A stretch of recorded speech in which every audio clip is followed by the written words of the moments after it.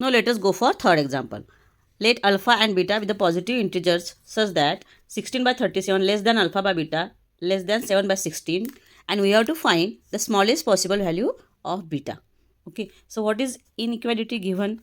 16 by 37 less than alpha by beta less than 7 by 16.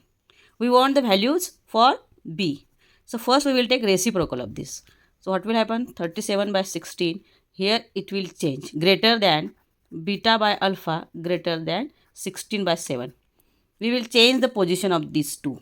So 16 by 7 is less than beta by alpha is less than 37 by 16. Now we will bring the decimal form of these two.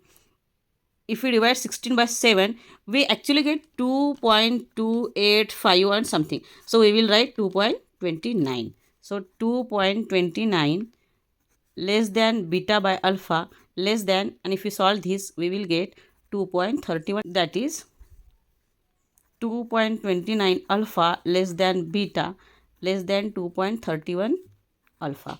Now the value of beta depends on the value of this alpha. Okay, so I have already tried alpha from 1 to 9. Each time I got the same positive integers on the both sides of this beta.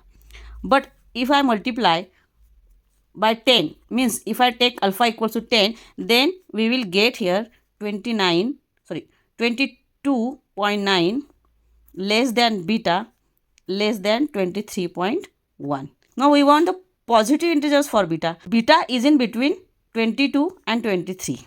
Okay, beta can't be 22 because it is less than beta. Beta can be 23 and many more there on this side, but we want smallest value for beta, so we will take beta as 23.